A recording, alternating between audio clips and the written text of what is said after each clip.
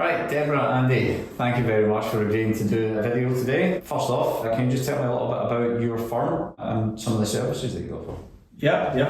So DTA was started just over 10 years ago. Started off with Deborah, dining room table. A number of years ago, I've now moved on to a team of 8. We offer most services you'd expect from an accountancy firm. We also have a wealth management business that provides investment, pension, tax advice to our clients as well. And technology also plays a big part in our business as well. Excellent. So obviously you guys you started off as a one-person firm and you're now with 8. What kind of growth challenges did you have when you kind of initially started off that led you to look at kind of outsourcing and offshoring? Well, recruiting staff was our biggest issue. When we did advertise, we didn't necessarily get the right quality or the right fit for our business. COVID didn't help as well. That's now 4 years ago. When we were looking to grow the team as well at that time, there was less people looking to move. People were happy working from home. They were saving on commuting costs, train fares, petrol, etc. And obviously they didn't have maybe the office politics, so they were quite happy working at home, so that meant maybe the pool of potential new members of staff was reduced. So that was a great challenge for us. And about 3 years ago we decided to go down the trainee route as well, bringing in trainees into our office, but we still had a need for qualified staff, good quality staff, and that's why we turned to Frontline.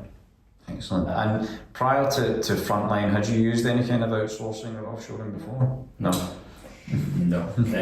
I was probably dead against it. Okay. Outsourcing, didn't want to go down that route at all. Yeah. She just didn't know what the quality of work was going to be like. It was a case of pile them high and just get the accounts out. Were you getting the same person every week or every month? I just didn't think that was a good fit for our business. And offshoring was probably a case of the unknown. We didn't really know what to expect. Yeah, definitely. To be fair, I didn't know the difference between outsourcing and offshoring. Okay. So it was something I had never ever considered before, because you were thinking of outsourcing. Yes. Yeah, and I just wasn't keen on that. Yeah. Oh, it's a huge risk to our business that was built up over a number of years, and we're now then introducing people from a different country to deal with some of our clients. There's just that whole risk, uncertainty. Yeah. So obviously when you found out about the offshoring model, that tended to kind of fit more with what you wanted to do with the business, I take it? Well, it was at the point that if we couldn't recruit here the kind of staff that we were looking for, so it was try this or fall flat on our face. Okay. And that was kind of where we were with it. We can't go on like this. Yeah. We have to look at this as an option, and we'll try it, and if it doesn't work, it doesn't work, but at least we've tried it and we know that it's not going to work for us, or Excellent. It is. Mm-hmm. So was that kind of jumping off point and just saying, right, you know what, we need to give it a go, and we gave it a go, and thankfully here we are. How long has that been now? Two and a half years. Yeah, so going really well. Obviously, did you know anything about Frontline before? No. No. It was you were our Dex account manager, and when you moved, you post something on LinkedIn. Yeah. And that's when I was like, oh well, this must be like quite a good company, and then I kind of looked into it, and then I read the offshore or die book. Yes. Yeah. Well, I think you were the main catalyst in doing that, because we've been contacted by some other offshore shore firms that didn't know the guys at all, no relationship there. So somebody that's local to us that we've worked with before gave us some confidence. Excellent. That if it wasn't any good, we could hunt you down. You know what I say, exactly. Okay, and obviously in terms of the kind of initial expectations, then obviously I'm sure you probably didn't have much in the way of expectations. It was just right, give it a go and see what happens. Well, we didn't have any expectations, but a case of we'll try it. If it doesn't work out, it doesn't work out. We've got nothing to lose. So it was a case of let's try it and see how it pans out. Excellent. And how did you find that initial kind of integration and starting off? It was hard. Yeah. It was really difficult. Nothing like starting a UK employee. But to be fair, we didn't have written procedures at that time. So we had the language barrier in terms of verbal communication. Our first employees, written English was excellent, but we have quite a strong accent. Yes, we do. So it was very difficult.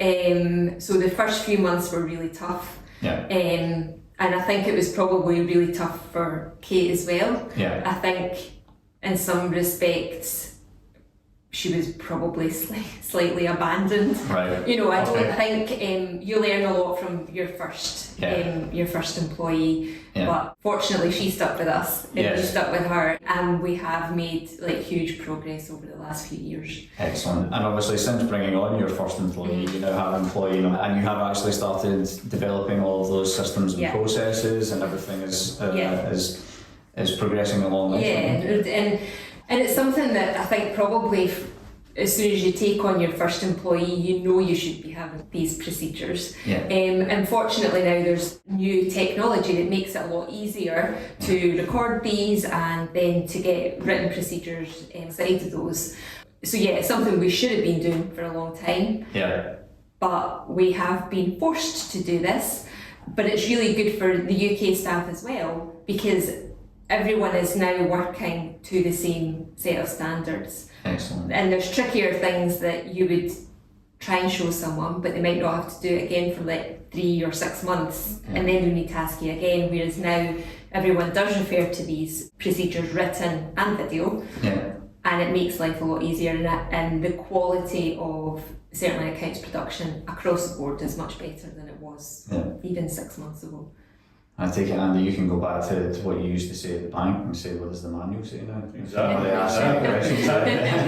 But just following on from that, I think what Deborah and some of our staff do, they have daily Zoom calls with Kate and Alex, which I think is very important as well. As I say, maybe the first 6 to 8 weeks, couple of months, probably wasn't happening on a regular basis, but you have to put that work in. You have to make them feel part of the team.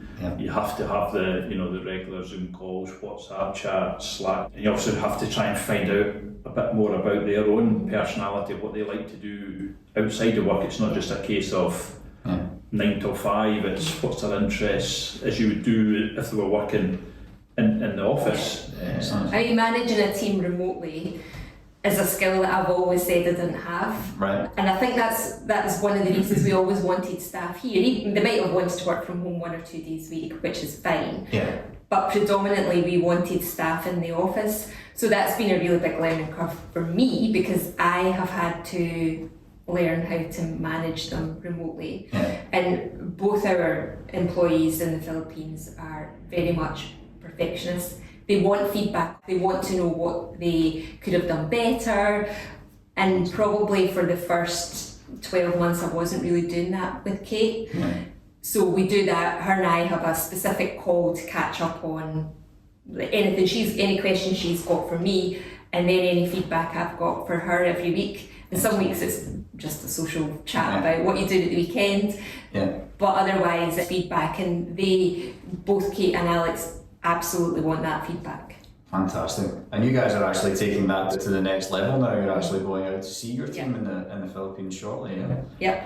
Off to see them in October, so it's really looking forward to it. a great opportunity to meet them face to face. Obviously a great opportunity for us to go on holiday to Manila. So it's killing 2 birds with the one stone as well. But I think it's important that they can see that we're making the effort to go out to see them as well. You feel like you already know them, but it would be really nice to meet them in person. Excellent. So what would you say the kind of the main impact has been on the firm, and obviously yourself, Deborah? I know that you have taken on administrative staff as well as accounting staff, so what's the kind of main impacts you would see for yourself and the firm? I think the main impact in terms of admin, Alex will go through so she's got access to my emails, so she will forward on emails that need to be directed to specific members of staff. She will file accounts if the approval email comes in from clients. So in terms of, she's taken a massive admin burden off of my plate. And filing these accounts isn't time consuming, but it's taken me away from tasks that I should be doing and that can add value. Alex is definitely helping me step away from the doing, which is what I'm desperately trying to do and have been for years, in terms of the doing, and try to focus on reviewing the team's work, but then, you know, working on the business, not in it. And in terms of Kate, she basically has a bank of her own clients, and she manages her time. She knows the tasks that she needs to complete, and she'll just go ahead and do that. Ask me any questions she wants to ask. So you're confident that she understands what she's doing. You can trust her not to go rogue. Right. She will, if she's not sure of something, she will ask. So you can trust her just to get on with the work and present you with the accounts or the VAT return or whatever it is that needs to be reviewed. So she's managing a bank of her own clients, the same as your team here in the UK are doing. That's amazing.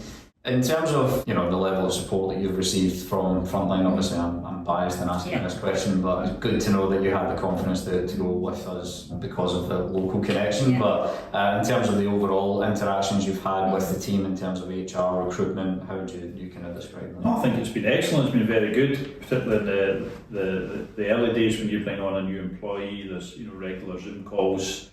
I mean, there can be 4 or 5 different people on that Zoom call from different departments within Frontline, so they're there to support. Yes, naturally that does tail off as the employee integrates into your business and has been with us for a number of months. But if there is any issues, you just email them, and we get right back to you, and we'll set up a Zoom call and we can have a chat about any issues that we may have. The support's there. They're obviously good at organising treats, birthday gifts, cakes, coffees, memorable dates, and obviously I think the girls have been away days as well, and obviously you have the Christmas parties. So I think the support's excellent there for us as an employee and also from the employees. And the IT team are phenomenal. Excellent. Yeah, we get they are incredible. Genuinely, they obviously getting our systems on the girls' machines and things.